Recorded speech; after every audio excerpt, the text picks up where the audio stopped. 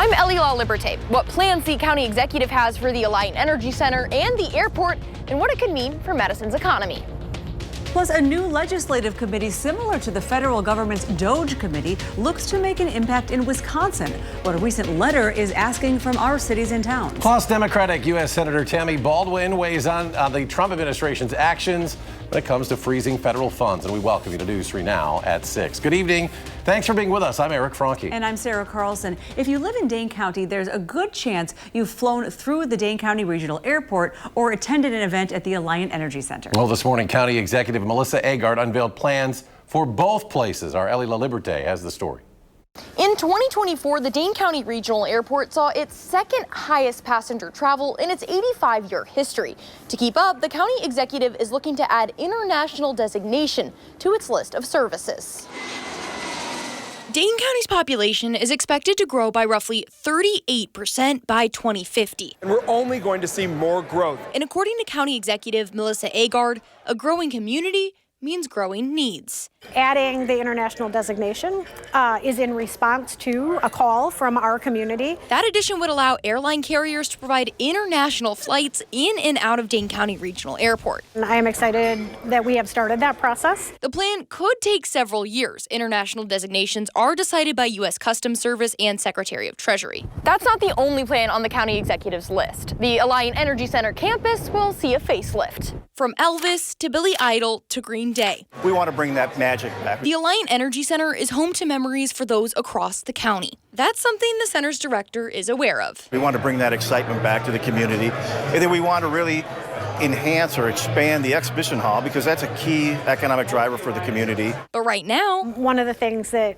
many people will say is it's really underutilized. So what's the county's plan? We would love to see the Coliseum reimagined into the concert venue that it used to be. Construction could begin as early as 2026 and be completed by 2027 to 2028. Now is the time to jump on that. The updates to the Coliseum and Exhibition Hall are estimated to cost about $150 million each. That's why we're really focusing the Coliseum on a P3 project so we can help get some private investment in there so the county doesn't have to fund the whole thing. But President of Downtown Madison, Inc., Jason Ilstrup, says it's a worthwhile investment. The edge of the Alliant Energy Center campus is just 1 mile from the Capitol. And to create those connections would be so impactful for the downtown. Reporting in Madison, Ellie Liberté, News 3 Now. Thank you, Ellie. Agard also says that making that international airport designation would help trade opportunities, which is needed for foreign cargo to arrive by air. A sprinkler system helped suppress an apartment fire on Madison's far west side. Happened last night just after 6 out on Midtown Road. Fire crews found people evacuating the building when they got there. When they made it to the 3rd floor of the apartment, a resident told them the fire was already out thanks to the sprinkler system. The person told crews they were frying some food when they saw flames coming from the stove. They threw water on the fire, creating a flash that set off the sprinklers. No one was hurt, but residents of the unit were displaced. It's a scary one. A dog is safe after falling through the ice on Lake Monona. Firefighters were called to B.B. Clark Beach at around 7:30 last night. The dog's owner says she was throwing a ball that went out onto the ice. The dog then chased after it and broke through. Rescue crews had to go out between 15 and 20 feet from shore to get the dog, who was safely returned to its owner. Thank goodness. Well, we're staying mild but breezy to end the work week. Firstborn meteorologist Jacob Montesano has your certified most accurate forecast. Yeah, tomorrow we're going to see the winds howling, and if you thought it was windy today, it's going to get even worse tomorrow. Now, the good news is that temperatures will be mild, and right now they are starting to cool down, but they are on the milder side. Temperatures were above normal for today, right now in the lower 40s, some areas already in the upper 30s. And as we take a look at the winds, those are also calming down, and they're going to remain calm throughout the evening before picking back up as we head towards the morning. And looking at the current wind gusts, that's not really a factor right now, but that's not going to be the case in about 12 hours and certainly in the next 12 to 18 hours. There's a wind advisory in effect for noon to 6 p.m. tomorrow afternoon. And again, winds are going to be gusting up around 50 miles per hour. Could even cause some light damage to definitely some trees and maybe even some weak structures. So just be aware. The winds are going to start to be pretty gusty during the morning. We'll see them gust around 30 miles per hour. But then in the afternoon is when they're going to peak. Gusts could be up to 50 miles per hour. And by the afternoon is also when the winds will shift. So by the evening, we're going to see those temperatures cooling down quite a bit. Now, the winds are going to calm down by the evening, but the temperature change will kind of already begun, and that's going to continue for Saturday. And I'll talk more in detail about that and a very good chance of rain for next week. I'll have all those details coming up a little bit later. All right, Jacob, thank you. One City Schools will delay the launch of its high school program through at least the 26-27 school year. Board of Directors voted to delay the launch based on its current 8th grade enrollment, preparedness, and uncertainty around federal funding. In the meantime, One City Preparatory Academy will limit its enrollment to 6th through 8th grades. The school previously offered 9th and 10th grade classes. Those grades shut down in 2023 due to staffing shortages. One City Prep principal says the delay will allow One City to fully realize its vision. As the confusion over funding freezes continues, lawmakers across the country have been holding town halls to give their constituents some answers. Earlier today, we heard from Senator Tammy Baldwin, who weighed in on what she thinks about the president's latest actions. He doesn't get to fund the things he likes and not fund the things he dislikes. And he's doing some of that right now. The funding freeze, the firings, et cetera, are, in my opinion, both unconstitutional and in many cases unlawful also. Those actions are currently making their way through the courts. In the latest decision, a federal judge refused to block the Trump administration from firing intelligence officers who worked on diversity issues. If you live in Wisconsin Dells, you can now buy a local parking pass. The city's police department announced the program. Although passes have been on sale for a week now, they cost $15 each. To qualify, you have to bring proof of residency or employment within the school district boundaries. The passes are valid in Lot 3, that's on North Oak Street, and Lot 7 behind the city's municipal building. Salvation Army of Dane County plans to reduce staff amid financial struggles. The organization's local chapter will cut 8 positions. They say it'll impact their budget by nearly $250,000. The job cuts will primarily impact the community center program in the Darbo-Worthington neighborhood. The area coordinator says the cuts are needed so they can continue to provide essential services. Legendary actor Gene Hackman and his wife were found dead in their New Mexico home. That's according to the Santa Fe County Sheriff's Office. A dog was also found dead in that home. Officials said the couple may have been dead for some time as well. Now, there were no signs that they know of a gas or carbon monoxide leak and no obvious signs of foul play. Pills, though, were found scattered near his wife. Hackman was an intense character actor who won Academy Awards for the violent 1971 drug saga, The French Connection, and also the 1992 Western Unforgiven. The former Marine appeared in more than 80 films. He played the criminal mastermind Lex Luthor in 3 Superman films, a coach with a checkered past in that classic Hoosiers, and a right-wing senator who dresses in drag in The Birdcage. Gene Hackman was 95 years old. And coming up next on News 3 Now at 6, a meeting over which flu vaccine to use for next season gets canceled. Plus, the Wisconsin Policy Forum revealing the latest numbers on opioid deaths in the state and how you can help decide what DHS does with some of the settlement funding. Stay with us.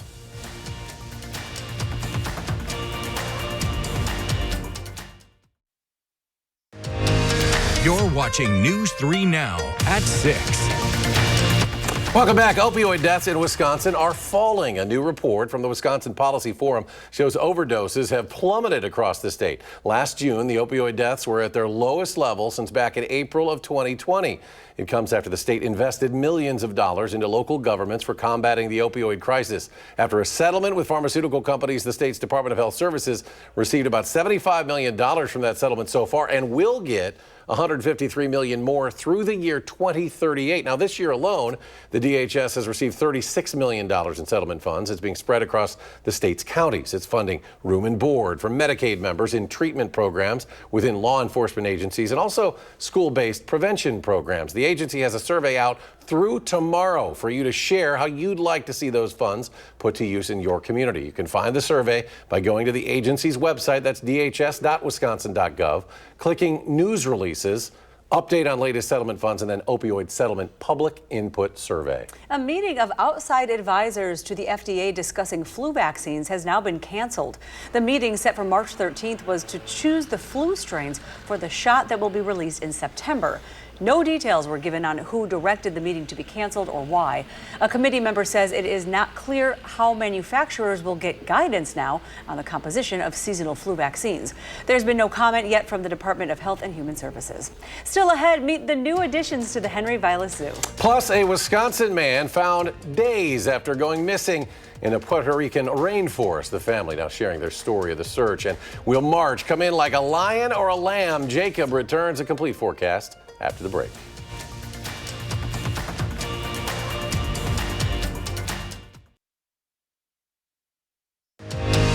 You're watching News 3 Now at 6.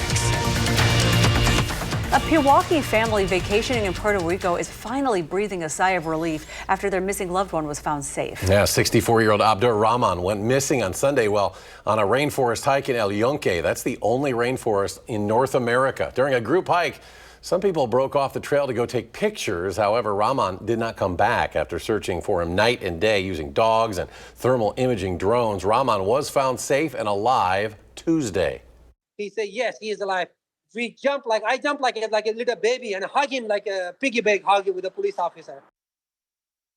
Now, the site where Rahman was found was a 15-hour walk from where he had last been seen. He told his family he had not eaten since he went missing, suffering no major injuries. Well, the Spirit of Service campaign is well underway, as you know. We're honoring our local veterans, making a positive impact in the community. News 3 Now is partnering with Vortex. All you have to do is go on to channel3000.com and nominate a veteran in your life who's doing something good. We'll be sharing their stories, and then you get to vote and choose which veteran takes home a $5,000 cash prize. The winner will be announced in early April. And we have warm temperatures but breezy conditions tomorrow. We have Jacob with the complete forecast and breezy today. Is it beat today? Yeah, if you thought it was windy today, just wait until tomorrow. Winds are going to be howling during the afternoon, but as they shift out of the northwest later in the day, that will create some of those cooler temperatures for the weekend. And then for next week, we kind of have a messy system expected to impact southern Wisconsin, at least in the form of rain. I'll talk about that in just a moment, but first, let's take a look at the wind forecast for tomorrow. Once again, wind advisory for everyone. This is from noon to 6 p.m. tomorrow. And the winds, although they're going to calm down for the evening, they're going to pick back up as we head towards the morning. Wind gusts will be around 30 miles per hour to start the day, but then up to around 45 to 50 miles per hour for the afternoon hours. Now, by then, this is when the winds will be out of the northwest, so the cooler temperatures will kind of begin during the middle afternoon to later evening hours. At least the temperatures falling will begin then. And they're going to continue to drop pretty quickly as the northwesterly winds continue throughout the night into Saturday morning, although they're not going to be quite as windy as we head into Friday evening. And Saturday will start out a little breezy, but the winds will progressively get better throughout the day. By Saturday night and Sunday, the winds will no longer be a factor. But looking at the temperatures during the morning tomorrow, they're going to be fairly mild with those windy conditions. We'll see temperatures around 40 by sunrise. The low will actually be in the lower 30s, but that will occur around midnight when the winds pick back up early tomorrow morning. That will warm the temperatures up before sunrise. So we'll have temperatures around 40 for the morning. And then they're going to rise into the lower 50s during the afternoon. Some areas may stay in the 40s, but overall, we are going to see those mild temperatures continue. We will see on and off sunshine. Overall, partly to mostly cloudy skies are in the forecast, but the winds will be the big factor tomorrow. And then for the weekend, again, starting out a little breezy on Saturday, but the winds will get better. Temperatures, though, certainly will be colder. We'll have highs in the lower 30s. And then for Sunday, they are going to warm back up. Upper 30s are in the forecast, and Sunday will also feature very calm winds, so that 38 will feel a bit warmer when the sun is shining. Now, looking at next week, we're going to be mostly dry throughout the weekend. We have a few light precipitation chances later Sunday into Monday morning, but the big precipitation chance next week looks to be Tuesday into Wednesday. Now, here is what the forecast looks like right now. Do want to point out that this is subject to change since it is 5 to 6 days out, but it looks like we're going to start to see rain move in Tuesday afternoon and evening, and widespread rain is expected throughout Tuesday evening.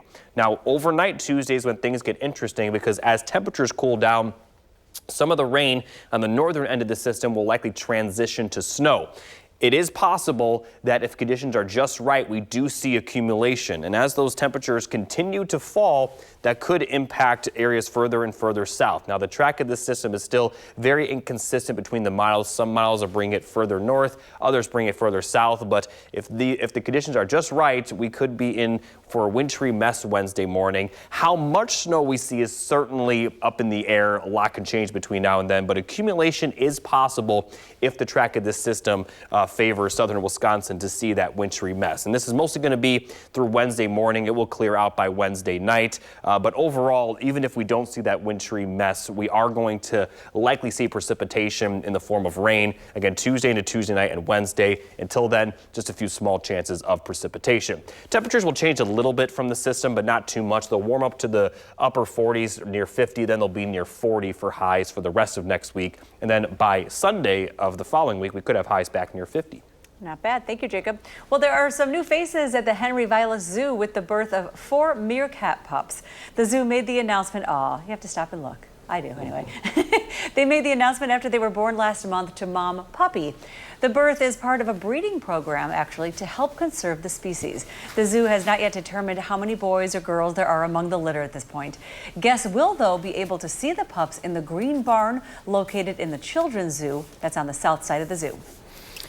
And coming up in sports, step up to the mic. What Hunter Wohler says his plan is over the next couple of days at the NFL Combine. That's next on News 3 Now.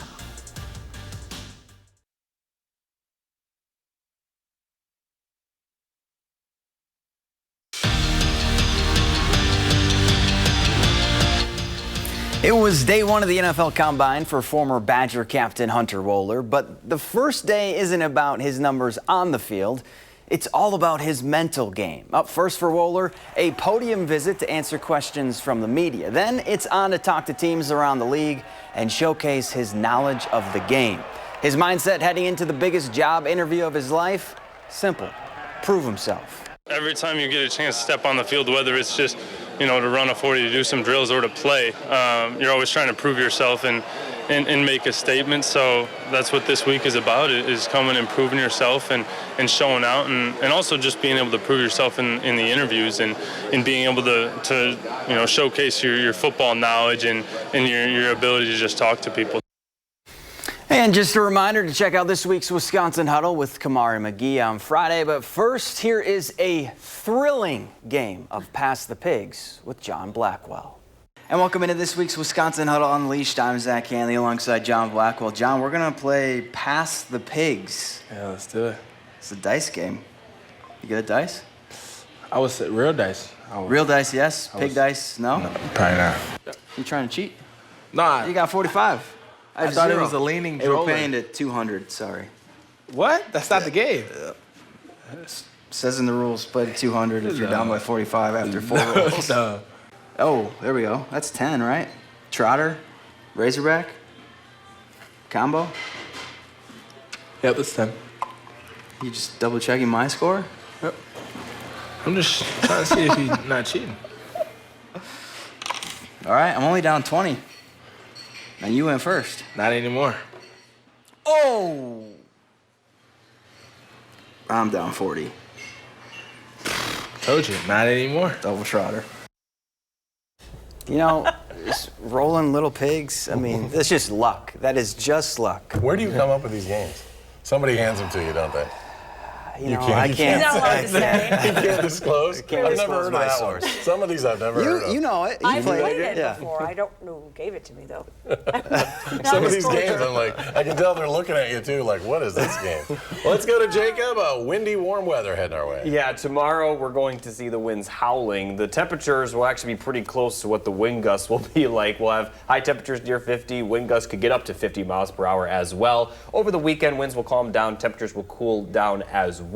We'll have highs in the 30s, especially by Sunday. We'll have calm winds. And then next week, right now it looks like we're going to see a little bit of a mess, especially Tuesday into Wednesday, where rain and possibly a mixture of rain and snow is expected. We'll have more details on that system as it gets closer. But at the very least, we'll take the rain because we are under a drought now, unfortunately. Well, thanks for joining us for News 3 Now at 6. See you at 10.